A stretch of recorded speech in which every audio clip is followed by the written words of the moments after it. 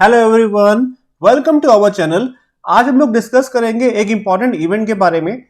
ये इवेंट कई सारे न्यूज़पेपर्स ने काफ़ी अच्छे से कवर किया है। ये इवेंट है Pakistan to continue in FATF grey list. तो इस इवेंट को समझते हैं इसका क्या सिग्निफिकेंस है और कैसे ये इंपॉर्टेंट है हमारे एग्जाम्स के लिए। इसको समझने के लिए पहले आपको इसके कीवर्ड्स पे काम करना पड़ेगा। इसमें कीवर्ड है FATF, एक कीवर्ड है ग्रे लिस्ट। तो पहले आपको समझना पड़ेगा FATF क्या होता है, ग्रे लिस्ट क्या होता है, तभी आप इस पूरे के पूरे इवेंट को अच्छे से समझ पाएंगे। FATF की फुल फॉर्म हम जानते हैं, that is called financial action task force. देखिए यहाँ पे मैंने आपको दिखाया है कुछ न्यूज़पेपर्स के आर्टिकल्स जो काफ़ी अच्छे से इन्होंने कवर किया स्टोरी को। है यहाँ पे लिखा, ये लेफ्ट हैंड साइड पे है, टाइम्स ऑफ इंडिया का आर्टिकल है। Pakistan to continue in FATF grey list for failing to check funding to LET and JEM। LET means Lashkar Toiba, JEM means Jaish e Mohammad. So ये दोनों के दोनों क्या है, टेररिस्ट ऑर्गेनाइजेशंस हैं जो कि ऑपरेट करते हैं पाकिस्तान से। Left hand right hand side पे देखिए, from Indian Express, Pakistan to remain on FATF grey list. तो सभी ने अच्छे से इसको कवर किया, मैक्सिमम न्यूज़पेपर्स ने। आप इस पूरे के पूरे इवेंट को समझने के लिए पहले आपको समझना पड़ेगा FATF क्या होता है, ग्रे लिस्ट क्या होता है, तभी आप समझ पाएंगे ये हुआ क्या बेसिकली। तो शुरू करते हैं इसके। ये देखिए, पहले हमने देखा भी FATF की फुल फॉर्म क्या होती है। FATF means financial action task force. ये बेसिकली 1989 में फॉर्म हुई थी। इसको G7 नेशंस ने फॉर्म किया था, इनके ग्रुप ने। G7 मीन्स वर्ल्ड के टॉप 7 मोस्ट इंडस्ट्रियलाइज नेशंस के ग्रुप को कहते हैं G7, जिसमें आपका आता है US आ गया, UK आ गया, you have Canada with this, then France, then you have Germany, Italy is here, you have Japan। तो ये बेसिकली ये 7 कंट्रीज हैं। इन सातों के ग्रुप को बेसिकली G7 कहा जाता है। तो इन सबकी सबमिट हुई थी पेरिस में, और वहीं पे इसकी फॉर्मेशन हुई थी फाइनेंशियल एक्शन टास्क फोर्स की। और FATF का जो हेडक्वार्टर है वो पेरिस में ही माना जाता है, ये पेरिस में ही आता है इसका हेडक्वार्टर। देखिए, FATF का जो इनिशियल मोटिव था बनाने का, वो ये था टू कॉम्बैट मनी लॉन्ड्रिंग। तो मनी लॉन्ड्रिंग से डील करने के लिए FATF को बनाया गया था बेसिकली। लेकिन हम जब 9/11 का हमला हुआ था, अटैक हुआ था US में, उसके बाद इसके मैंडेट में मनी लॉन्ड्रिंग के अलावा टेररिज्म फाइनेंसिंग को भी इसमें ऐड कर दिया गया। तो इसमें यानी इसका मेन काम क्या हो गया, मनी लॉन्ड्रिंग के अलावा क्या हो गया, टेररिज्म फाइनेंसिंग भी हो गया बेसिकली। सो 2001 में आफ्टर 9/11 अटैक्स के बाद इसके मैंडेट में इसको इंक्लूड यहां पे कर दिया गया। और इसी के तहत इन्होंने क्या किया, 2019 में FATF ने ब्लैकलिस्ट किया था नॉर्थ कोरिया और ईरान को टेरर फाइनेंसिंग के लिए। सो नॉर्थ कोरिया और ईरान को इन्होंने टेरर फाइनेंसिंग के लिए ब्लैकलिस्ट कर दिया था। तो ये हमने देखा इसके ऊपर कि FATF का मेन मोटिव क्या बनाने का, एक है मनी लॉन्ड्रिंग, और इसके अलावा अब और क्या है, टेरर फाइनेंसिंग भी है। तो ये दो बेसिकली इसके मेन मैंडेट्स में आते हैं जिसके लिए काम करता है FATF। अब कितने मेंबर्स FATF के अंदर, करंटली इसके अंदर बेसिकली टोटल मेंबर्स जो है, टोटल इसमें 39 मेंबर्स माने जाते हैं, जिसमें से 37 जो है वो मेंबर ज्यूरिसडिक्शंस हैं और 2 जो है ऑर्गेनाइजेशंस हैं। सो टोटल क्या हो गया, 39 का ग्रुप हो गया बेसिकली। सो 37 है आप मेंबर ज्यूरिसडिक्शन एंड 2 और ऑर्गेनाइजेशंस। कौन कौन सी है इसमें, यूरोपियन कमीशन है और एक है गल्फ कॉर्पोरेशन काउंसिल। सो ये दोनों हो गए ऑर्गेनाइजेशंस, और बाकी क्या हो गए, प्रॉपर मेंबर्स कंट्रीज हो गई। और इंडिया जो है इन 37 नेशंस में आता है, फुल फ्लैश मेंबर है इंडिया। इंडिया पहले बेसिकली ऑब्जर्वर था 2006 में, लेकिन 2010 में 25 जून को क्या हुआ, इंडिया को इसका प्रॉपर मेंबर बना दिया गया FATF का। So India is a proper member, right. तो ये हमने देखा कितने मेंबर्स हैं, और क्या इंडिया जो है इसका परमानेंट मेंबर है, इसका प्रॉपर मेंबर है, राइट। अब देखते हैं इसका फंक्शन क्या है FATF का। देखिए, FATF बेसिकली एक इंडिपेंडेंट बॉडी है और ये इंटर गवर्नमेंटल बॉडी है। इंटर गवर्नमेंट मीन्स जिसमें कई सारी गवर्नमेंट्स का ग्रुप होता है, राइट, जो यानी जो सॉवरेन नेशंस का ग्रुप होता है इसके अंदर, to protect the global financial system.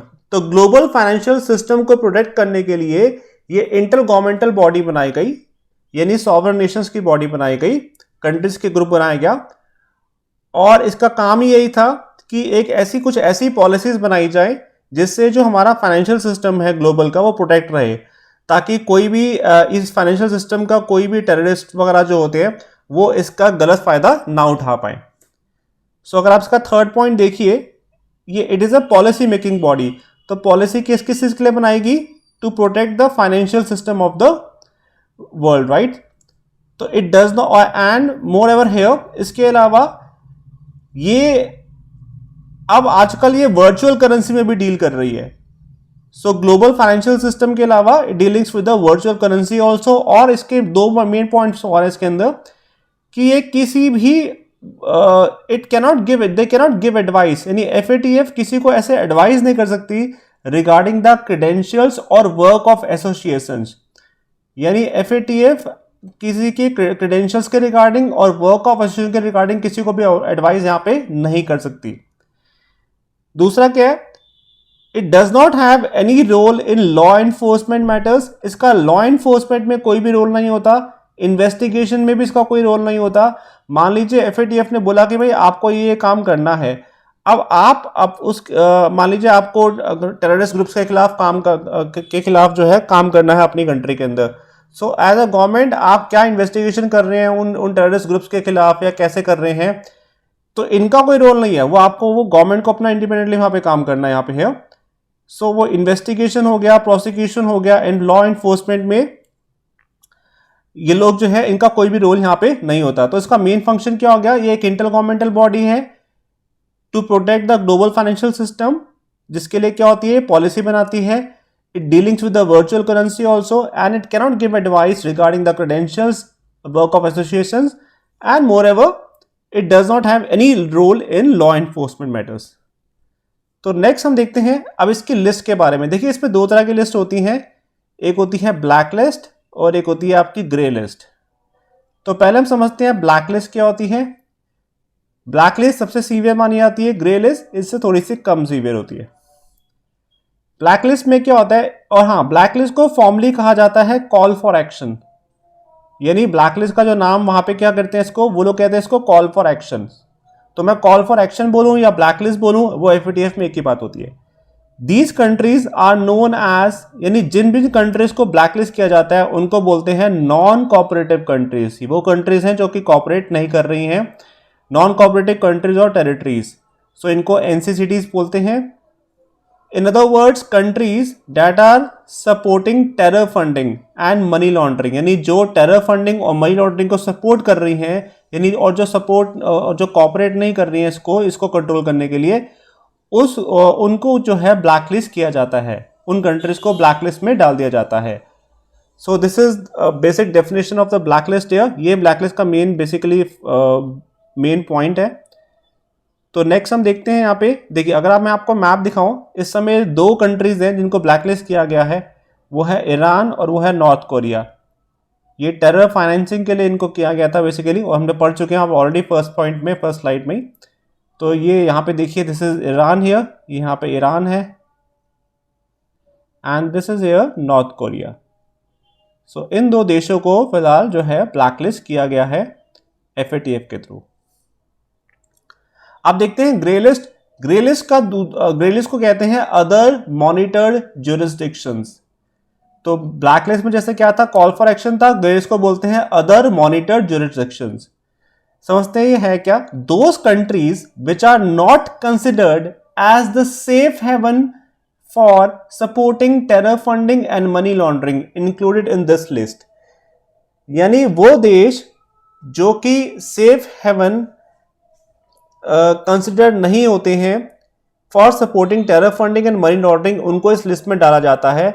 ये लिस्ट इसमें इंक्लूजन का मतलब ये है कि ब्लैक लिस्ट जितना सीवियर नहीं होता है इसका इंपैक्ट ग्रे लिस्ट का, ये इससे थोड़ा सा कम रहता है। यानी ये एक तरह का पहले आपको वार्निंग सिग्नल देते हैं, यानी कोई भी कंट्री को हमेशा पहले ग्रे लिस्ट में डालेंगे तो इसको वार्निंग सिग्नल मिलेगा कि आप एक्शन लीजिए, अगर आप एक्शन नहीं लेंगे तो किस में आ जाएगा? ब्लैक लिस्ट में आ जाएगा। So gray list is basically less harmful than the black list. So black list is basically more harmful indirectly. So now the gray list is a warning given to a country that it might come in black list. So this is all about the gray list here. अब देखें यहाँ पे इस समय ये again map है, ये मैंने यहाँ पे लेफ्ट हैंड साइड पे ग्रे लिस्ट में जितने नेशंस हैं उन सबके नाम यहाँ पे लिखे हुए हैं और मैप में इनकी लोकेशन है। जैसे आप देखिए मंगोलिया हो गया, राइट, ये आपका हो गया, this is all about, this is Pakistan है जो इस समय जिसका हम आप पढ़ ही रहे हैं, बेसिकली पाकिस्तान हो गया यहाँ पे है। तो ये सारे नेशंस हैं, आप मैंने आपको लिख दिया है, तो आप यहाँ पे इसको मैप में लोकेट कर लीजिएगा, ठीक है जी। तो ये दिस इज ऑल अबाउट है। अब नेक्स्ट हम देखते हैं, हमने देखा ब्लैक लिस्ट के बारे में, ग्रे लिस्ट के बारे में हल्का सा। अब हम नेक्स्ट समझते हैं कि अगर मान लीजिए, क्योंकि ये इवेंट क्या है कि Pakistan to stay in grey list, तो अब पाकिस्तान अगर ग्रे लिस्ट में आया है तो बीइंग अ कंट्री उसे क्या प्रॉब्लम फेस करनी पड़ेगी ग्रे लिस्ट में आने से। तो कोई भी कंट्री अगर FATF के ग्रे लिस्ट में आती है तो उसे क्या क्या प्रॉब्लम होती है। सबसे पहली प्रॉब्लम तो ये होती है कि उस पे इकोनॉमिक सैंक्शंस लग सकते हैं। The country can having an economic sanctions from international institutions, IMF, world bank, Asian development bank जिसको ADB बोलते हैं, या और जितने भी इंपॉर्टेंट वर्ल्ड ऑर्गेनाइजेशंस हैं वहाँ वो उस पर इकोनॉमिक सैंक्शंस जो है लगा सकती हैं। इनफैक्ट दूसरी कंट्रीज भी लगा सकती हैं। तो जिससे होगा क्या, अगर अब आप पे इकोनॉमिक सैंक्शन लगा देंगे तो जाहिर सी बात है आपको वहाँ से लोन मिलने में काफ़ी डिफिकल्टी हो जाएगी। So you will have a problem in getting loans from these bodies and other countries. तो this is a problem, this is a main problem out here. अब इसमें होता क्या है कि अगर मान लीजिए आपकी कंट्री में आपको कई सारे प्रोजेक्ट्स के लिए लोन चाहिए था आगे बढ़ने के लिए, फॉर डेवलपमेंट के लिए, तो अब जाहिर सी बात है अगर आपका लोन रुक जाएगा तो वो जितने भी प्रोजेक्ट्स आपकी कंट्री में चलने रहे थे वो रुक जाएंगे। जब प्रोजेक्ट्स रुक जाएंगे, सिंपल सी बात है, आपका आपका डेवलपमेंट इसमें इफेक्ट होता है, तो ओवरऑल आपका ट्रेड भी इफेक्ट होगा इसके अंदर। सो आपका रिडक्शन हो सकता है ट्रेड के अंदर, और दूसरा आपका इंटरनेशनल बाइकआउट हो सकता है। So international bailout can be there. So ये बहुत सारी प्रॉब्लम्स होती हैं जो किसी कोई भी कंट्री फेस कर सकती है अगर वो ग्रे लिस्ट में आती है तो। So this is all about here. Next हम देखते हैं कि पाकिस्तान का क्या टाइमलाइन है, बिकॉज पाकिस्तान की न्यूज है बेसिकली हियर। देखिए पाकिस्तान बेसिकली जो ग्रे लिस्ट में फर्स्ट टाइम आया था, ये आया था 2012 के अंदर। सो 2012 में पाकिस्तान ग्रे लिस्ट में फर्स्ट टाइम आया था और ये 2015 तक रहा था। उसके बाद फिर से पाकिस्तान को दोबारा 2018 में ग्रे लिस्ट में डाल दिया गया सेकेंड टाइम के लिए।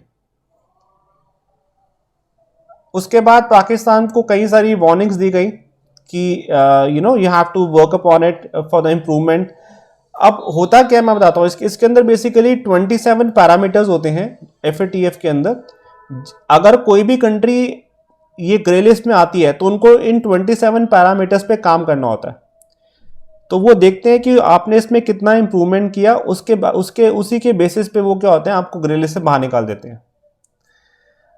अभी तक रिसेंटली पाकिस्तान का ऐसा देखा गया कि पाकिस्तान ने आउट ऑफ 27 में से खाली 5 पैरामीटर्स ऐसे हैं जिस पे उसने कुछ काम किया है, बाकी 22 पैरामीटर्स ऐसे हैं जिस पे पाकिस्तान ने कोई काम नहीं किया। तो देखा जाए मोर एंड लेस पाकिस्तान ने कोई खास इंप्रूवमेंट नहीं दिखाई है। यही रीजन है कि पाकिस्तान को अभी भी ग्रे लिस्ट में ही रखा गया है और उसको वार्निंग दी गई है कि अगर उसने एक्शन नहीं लिया तो हो सकता है कि बहुत जल्दी उसको ब्लैकलिस्ट कर दिया जाए। तो जाहिर सी बात है ब्लैकलिस्ट होने से it become so much difficult for Pakistan to survive, क्योंकि उनकी इकोनॉमी ऑलरेडी शैटर्ड है काफी ज्यादा, तो उनको ऑलरेडी लोन्स वगैरह कहीं से नहीं मिल पाएगा, क्योंकि अगर वो ब्लैकलिस्ट हो गए तो कोई भी इंटरनेशनल बॉडी उनको लोन नहीं देगी। तो इस तरह की काफी सारी प्रॉब्लम्स पाकिस्तान फेस कर सकता है। अब देखिए इंडिया, US और UK दे वांट कि Pakistan should be included in the blacklist. क्यों? बिकॉज पाकिस्तान अपने यहाँ टेररिस्ट ग्रुप्स जो है, स्पेशली जो इंडिया की तरफ ऑपरेट करते हैं, जैसे लश्कर तोयबा हो गया, LAT हो गया, जैश ए मोहम्मद हो गया, तो इन सब पे कोई कार्रवाई नहीं करता, जिसकी वजह से क्या होता है, ये लोग हमारी कंट्री में आके टेररिज्म फैलाते हैं, ये टेररिस्ट ग्रुप्स जो हैं यहाँ पे। तो यही रीज़न है कि पाकिस्तान, क्योंकि इसमें कोई एक्शन ले नहीं रहा ठीक से है, जिसकी वजह से अभी भी उसको ग्रे लिस्ट में रखा गया है। जबकि चाइना और टर्की जो है वो इस चीज़ का अपोज कर रहे हैं कि पाकिस्तान को जो है हम ग्रे लिस्ट में ब्लैक लिस्ट ना करें। तो ये बहुत ही ऑब्वियस फैक्ट है, because China and Turkey are China तो खैर पाकिस्तान का एवरग्रीन फ्रेंड ही है, और हमने देखा पीछे टर्की ने भी कैसे पाकिस्तान को सपोर्ट किया था। हाँ देखिए यहाँ पे एक पॉइंट आ गया कि Pakistan has to comply with 27 targets, क्योंकि मैंने कहा जब भी कोई कंट्री ग्रीन लिस्ट में आती है तो उसको 27 टारगेट्स मिलते हैं। आउट ऑफ 27 पाकिस्तान ने सिर्फ 5 पे ही काम किया है, अभी बाकियों पे काम नहीं किया। ठीक है, तो that is the main reason कि पाकिस्तान अभी भी इसको ग्रे लिस्ट में ही रखा गया है। और स्पेशली जो टेररिस्ट ग्रुप्स हैं उनके खिलाफ उन्होंने ठीक से कोई भी काम एज सच नहीं किया, स्पेशली वो भी वो वाले टेररिस्ट ग्रुप जो कि इंडिया की तरफ ऑपरेट करते हैं। तो अभी होता क्या है, FATF का ना बेसिकली क्या होता है कि हर साल एक कंट्री को उसका हेड बनाया जाता है जो उसका पूरा चेयर संभालती है, मींस जो उसकी मीटिंग संभालती है, जो उसको लीड करती है इनडायरेक्टली। इस समय ये जो चेयर है बेसिकली चाइना के पास है, and that also can be one of the most important, one of the main reasons कि पाकिस्तान अभी भी बच गया इस बार भी, क्योंकि इसको ऑलरेडी 2 मौके मिल चुके हैं इंप्रूवमेंट दिखाने के, जो कि हालांकि उसने आपको कोई खास इंप्रूवमेंट अभी तक दिखाया नहीं। क्योंकि चाइना के पास ये चेयर है तो ऐसा कहा जा रहा है अभी भी कि China is still supporting Pakistan कि वो ब्लैकलिस्ट ना हो। अब होता क्या है, इसका हर साल एक चेयर बदल जाती है, यानी अभी चाइना के पास है और हर साल क्या होता है 1 जुलाई से नई चेयर आ जाती है। 1 जुलाई से 30 जून का ये टाइम साइकिल होता है। तो आने वाले 1 जुलाई को यानी मोस्ट प्रॉब्ली नेक्स्ट वीक ही ये जो है ये चेयर किसी और कंट्री के पास चली जाएगी। अब FATF ने पाकिस्तान को फिर से 4 मंथ्स का टाइम दिया, यानी अब मोस्ट प्रॉब्ली अक्टूबर के आसपास जो है, सितंबर अक्टूबर के आसपास जो है फिर से देखेंगे कि पाकिस्तान ने वो काम किया कि नहीं, कुछ इंप्रूवमेंट दिखाया कि नहीं। अगर नहीं दिखाया तो पाकिस्तान इस बार ब्लैकलिस्ट भी हो सकता है। सो ये छोटा सा वीडियो था। अगर आपको ये वीडियो इंफॉर्मेटिव लगा, यूजफुल लगा, तो इट्स अ हम्बल रिक्वेस्ट यार कि प्लीज़ हमारे चैनल को सब्सक्राइब करो, जितना हो सकता है वीडियो को शेयर करो, लाइक करो। इसी तरह की वीडियोस हम पूरी कोशिश करेंगे बहुत ही रेगुलर बेसिस पे लेके आने वाले हैं, कंसिस्टेंट बेसिस पे। तो अगर आपको इस तरह की वीडियोस चाहिए तो प्लीज़ चैनल को शेयर करो, सब्सक्राइब करो, लाइक करो। तो मिलते हैं आपसे अगले वीडियो के अंदर, तब तक के लिए thank you so much, have a nice day.